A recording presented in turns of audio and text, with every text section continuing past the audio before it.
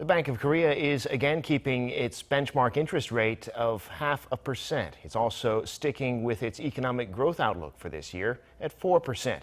There have been growing expectations of a rate hike, but it seems the surge in virus cases might delay that. Suk-hyen reports.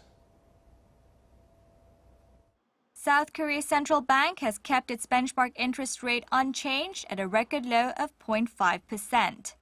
The decision was made on Thursday during the central bank's monetary policy meeting. The rate freeze comes as the bank aims to offset looming uncertainties from the fourth wave of the pandemic.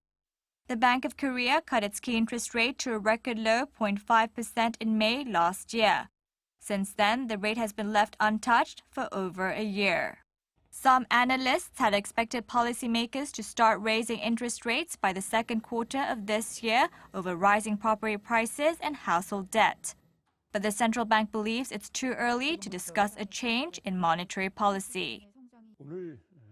Despite signs of economic recovery, we have decided to keep the benchmark interest rate steady, as we believe it's necessary to keep an eye on the economic impact from the latest wave of COVID-19. The BOK, however, did mention the possibility of a rate hike within this year, saying that if virus cases come under control and the economy fares well, the key interest rate could be raised.